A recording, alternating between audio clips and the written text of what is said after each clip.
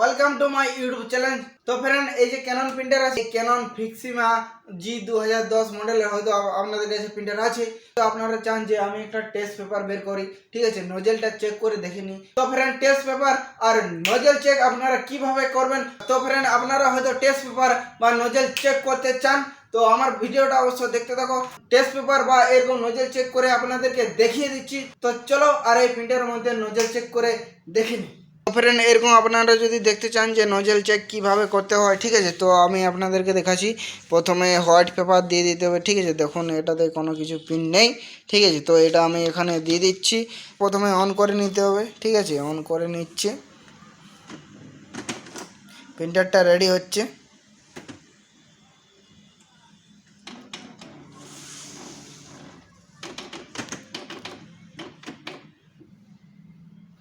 তো ফ্রেন্ড, প্রিন্টারটা পুরোপুরি রেডি হয়ে গেছে, ঠিক আছে। তো এরপরে আপনাদেরকে যেটা করতে হবে সেটা হলো এখানে যে এই চিহ্নটা আছে, সেটিং চিহ্ন, ঠিক আছে।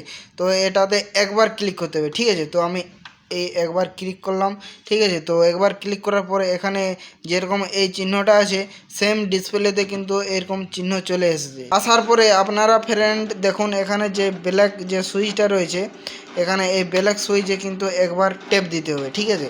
তো আমি এই ব্ল্যাক সুইচে একবার টেপ দিচ্ছি, ব্যাস টেপ দিয়ে দিয়েছি। এরপরে ফ্রেন্ড দেখুন এখানে কিন্তু এই পেপারটা টেনে নিচ্ছে, ঠিক আছে। পেপারটা টানছে, তো প্রিন্ট হচ্ছে ভিতরে, ঠিক আছে। তো ফ্রেন্ড দেখুন এখানে কিন্তু প্রিন্ট হয়ে বেরিয়ে চলে এসেছে, নজেল চেক হয়ে গেছে। তো আপনারাও এভাবে নজেল চেক করতে পারবেন।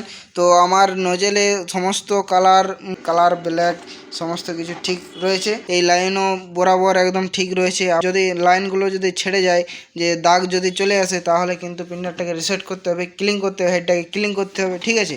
তাহলে কিন্তু ঠিক হয়ে যাবে। তো আমার এটাতে নজেল চেকে ঠিক আছে। আমি আপনাদেরকে আরেকবার দেখিয়ে দিচ্ছি।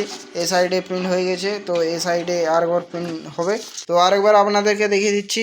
প্রথমে এখানে ট্যাপ দিতে হবে, দেওয়ার পরে এরপরে আপনাদেরকে এই যে ব্ল্যাক সুইচটা আছে এই ব্ল্যাক সুইচে ট্যাপ দিতে হবে। তো ট্যাপ দেওয়ার পরে দেখুন এখানে কিন্তু পেপারটা টেনে নিচ্ছে।